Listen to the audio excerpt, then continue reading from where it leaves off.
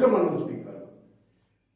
आज English learning की series में हम जो टॉपिक करने जा रहे हैं वो है कंडीशनल सेंटेंसेस, यानी कि शर्त वाले वाक्य।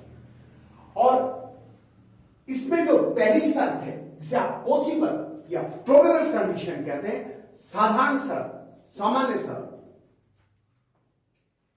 यदि हम बात करते हैं पॉसिबल कंडीशन की या प्रोबेबल कंडीशन की, तो इसमें जो इफ क्लोज होता है, जो कंडीशनल क्लोज होता है, वो प्रेजेंट इंडेफिनिट में आता है, और जो रिजल्ट क्लोज होता है उसे हम फ्यूचर इंडेफिनिट में दिखाते हैं। कई बार जो फ्यूचर क्लोज या रिजल्ट क्लोज होता है उसे आप शैली के स्थान पर मे और कैन के यूज से भी दिखा सकते हैं। अर्थात जब ये काम होगा तो वो काम होगा वाली कंडीशन होती है। तो हम जो कंडीशन होती है, शर्त होती है, उसे प्रेजेंट टेंस में दिखाते हैं, और उसके परिणाम स्वरूप, उसके रिजल्ट में जो काम होता है उसे फ्यूचर टेंस में दिखाते हैं। देखिए कैसे। इफ के बाद जो क्लोज आता है उसमें फर्स्ट फॉर्म, और यदि सब्जेक्ट सिंगुलर है तो फर्स्ट फॉर्म में एस और एस ऐड होता है, और जो रिजल्ट क्लोज होता है आईवी के साथ शैल और बाकी सब के साथ विल का यूज होता है। और we know that shall and will are modals and they are always followed by first form the verb. देखिए एग्जांपल देखते हैं। यदि वर्षा हुई तो वह नहीं आएगा। कंडीशन क्या है? यदि वर्षा हुई तो इफ इट रेन्स, मैंने आपको पहले भी बताया था इट वाले में, इंट्रोडक्टरी इट वाले में, जो वीडियोस में, कि जब भी मौसम या टाइम का वाक्य होता है तो जनरली इट से शुरू होता है। देखिए यदि वर्षा हुई, इफ इट रेन्स, वह नहीं आएगा, he will not come. Will not को एक साथ आप वोंट भी बोल सकते हैं। If it does not rain, negative form है। If it rains, it rains को तो बोलते हैं नेगेटिव में, तो it does not rain. If it does not rain, यदि वर्षा नहीं हुई, द क्रॉप विल ड्राई, तो फसल सूख जाएगी। If I find your book, यदि मुझे तुम्हारी किताब मिली, I shall return it at once. I shall return it, मैं इसे लौटा दूंगा। एट वंस बोल दीजिए, इमीडिएटली बोल दीजिए। If the train is late, यदि ट्रेन लेट होती है, we shall go by car, तो हम कार से चले जाएंगे। इफ यू सी मोहन, यदि तुम मोहन को मिलो, यदि मोहन तुम्हें मिले, ही मे हेल्प यू, तो वो तुम्हारी मदद कर सकता है। शर्त क्या है? यदि तुम मोहन से मिलो, if you see Mohan, he may help you. मैंने आपको बताया था मे और कैन का भी यूज हो सकता है। इफ ही वर्क्स हार्ड, यदि वो मेहनत करता है, ही विल पास, तो वो पास हो जाएगा। इसमें जो कंडीशनल क्लोज है उसे प्रेजेंट इंडेफिनिट में, और जो रिजल्ट क्लोज है उसे फ्यूचर इंडेफिनिट में दिखाया गया है, या उसकी जगह मे और कैन का यूज किया जा सकता है। जो सेकंड कंडीशन हमारी है वो है इम्प्रोबेबल कंडीशन, यानी असंभावित कंडीशन या असंभावित शर्त। अब देखिए इसमें जो कंडीशनल क्लोज होता है, जो शर्त वाला भाग होता है, उसमें पास्ट दिखाया जाता है, सेकंड फॉर्म दिखाई जाती है। या तो वर्ब की सेकंड फॉर्म आएगी, या हैड जो कि हैज और हैव की सेकंड फॉर्म है, या फिर वर्ब। यहां एक है कि चाहे सब्जेक्ट सिंगुलर हो या प्लूरल, इट डजंट मैटर, इससे कोई फर्क नहीं पड़ता। Will have to use were only, we can't use was in that situation. आप सब्जेक्ट के, इफ के बाद सब्जेक्ट के बाद सेकंड फॉर्म या वर्ब या डिड का प्रयोग करेंगे, और जो रिजल्ट क्लोज है, जो परिणाम वाला वाक्य है, उसमें हम वुड प्लस फर्स्ट फॉर्म का प्रयोग करेंगे। वुड के स्थान पर हम चाहें तो कोई भी पास्ट फॉर्म है मॉडल की, कुड है, माइट है, उनका यूज भी कर सकते हैं। एग्जाम्पल के लिए देखिए, if he tried again, if यदि ही ट्राइड अगेन, वो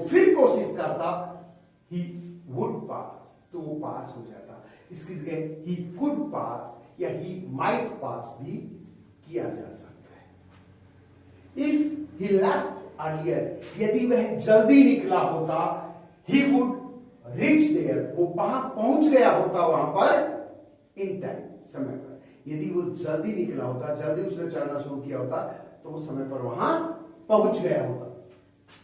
if I had a briefcase, यदि मेरे पास एक ब्रीफकेस होता, I would give it to you, तो मैं इसे तुम्हें दे देता, और I would lend it to you, मैं तुम्हें उधार दे देता। It's true. If I were rich, यदि मैं धनवान होता, I would buy a car, तो मैं एक कार खरीद लेता। If I were a bird, यदि मैं एक पक्षी होता, आई वुड फ्लाई, मैं उड़ता वेरी हाई, बहुत ऊपर, बहुत ऊंचा, इन द स्काई। इन सारे सेंटेंसेस में जो कंडीशंस हैं वो कैसी हैं? इम्प्रोबेबल है। ना आप पक्षी बन सकते हैं, ना आपके पास ब्रीफकेस हो सकता है, जो भी कंडीशन है प्रेजेंट में वो पॉसिबल नहीं है। जो थर्ड कंडीशन है वो है unfulfilled condition. Unfulfilled condition means the condition that could not have fulfilled. The condition which was not fulfilled, वो शर्त जो पूरी नहीं हुई, असंतृप्त। अब इसमें जो कंडीशनल क्लोज है वो हम हैड प्लस थर्ड फॉर्म से दिखाएंगे, और जो रिजल्ट क्लोज है उसे वुड हैव थर्ड फॉर्म से दिखाएंगे। चाहे तो उसके स्थान पर हम could have plus third form और might have plus third form का यूज भी कर सकते हैं। एग्जांपल देखिए, if he had worked hard, यदि उसने मेहनत की होती, ही वुड हैव पास, तो पास हो गया होता। इसका मतलब पास हुआ नहीं है। Unfulfilled condition. If she had run the race, यदि उसने रेस भागी होती, उसने रेस में भाग लिया होता, she would have got a prize, she could have got a prize, she might have got a prize, तो उसने पुरस्कार पा लिया होता, पुरस्कार जीत लिया होता। जीता नहीं है। Why? Because she did not run the race, उसने रेस भागी ही नहीं।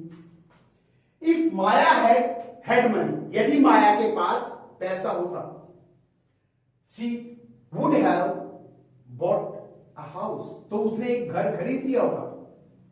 She could not buy a house, खरीद नहीं सकी। Why? She had no money, उसके पास पैसे ही नहीं थे। The condition is unfulfilled. If he had come to me, यदि वो मेरे पास आया होता, I would have helped him, तो मैंने उसकी मदद की होती। It means I did not help him, मैंने उसकी मदद नहीं की। Why? Because he did not come to me, क्योंकि वो मेरे पास नहीं आया। Let's discuss some more conditional structures, and one of them is the use of should in conditional clause. Let's see. यदि हम should से conditional sentence बनाएं तो if clause में should का यूज होता है, और उसके बाद इंपेरेटिव फर्स्ट फॉर्म से, don't say, never say, please से, काइंडली से, इनसे तो नेक्स्ट स्ट्रक्चर अपना बनता है, नेक्स्ट क्लोज यूज होता है। देखिए एग्जांपल के लिए, if you should have any difficult, one more thing, in such conditions should is use to show possibility, but that possibility is unlikely. यहां जो शुड का यूज है वो पॉसिबिलिटी को दिखाता है जो दुष्कर होती है, कठिन होती है। एग्जांपल देखिए, if you should have any difficulty in getting newspaper, यदि आपको न्यूज़पेपर मिलने में कोई दिक्कत होती है, if you should have any difficulty, यदि आपको कोई दिक्कत हो इन गेटिंग न्यूज़पेपर, अखबार को पाने में, रिंग एट दिस नंबर, इस नंबर पर फोन कीजिएगा।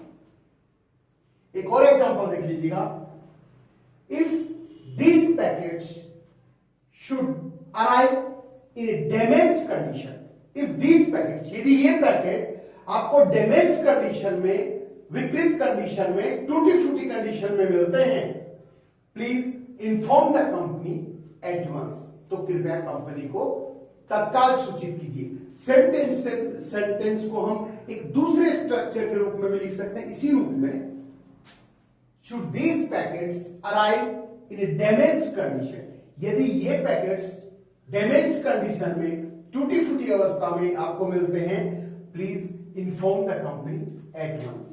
ये दोनों सेंटेंस हैं, एक ही अर्थ लेकर चलते हैं। Both the sentences have the same meaning.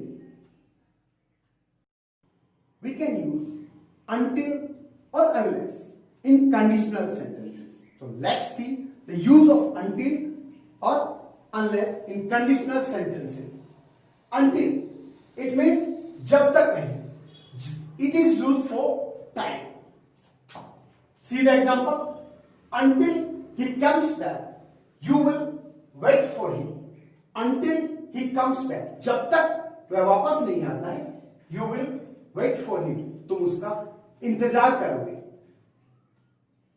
I'll stay here, मैं यहीं रुकूंगा, until, जब तक you complete the work, तुम काम को पूरा नहीं कर लेते। Remember, हम until के बाद not का यूज नहीं करते हैं,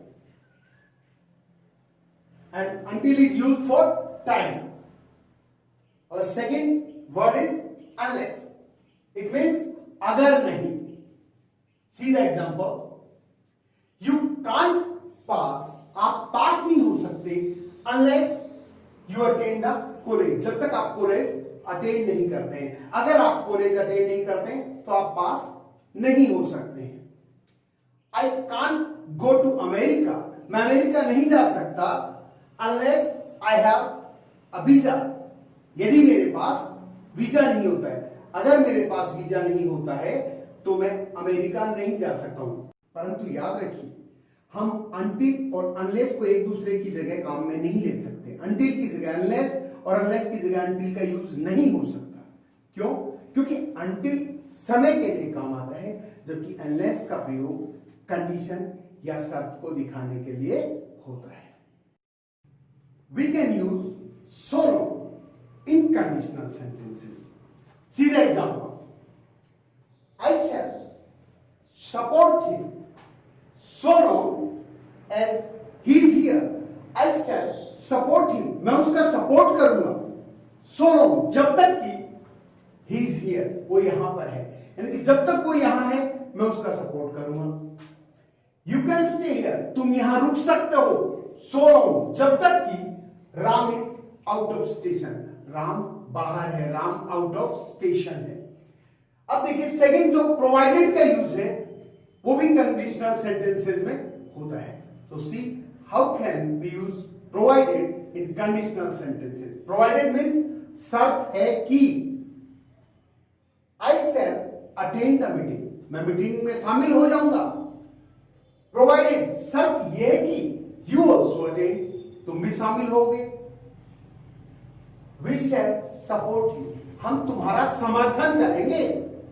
प्रोवाइडेड शर्त यह है कि you also favor us, तुम भी हमारा फेवर करोगे, तुम भी हमारा समर्थन करोगे। मुझे आशा है कि आपको कंडीशनल पे बनाई वीडियो पसंद आया होगा।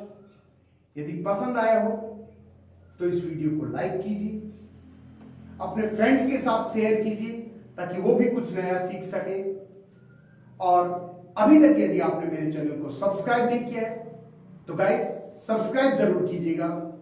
और इस टॉपिक के बारे में या किसी भी नए टॉपिक के बारे में आपको कुछ चाहिए तो कमेंट बॉक्स में कमेंट कर दीजिएगा, ताकि मैं अपने वीडियो में नेक्स्ट में जब भी अब बने आपको उसके बारे में जवाब दे सकूं। कुछ नया आप सीखते रहिए। आपका दिन शुभ हो। Good day.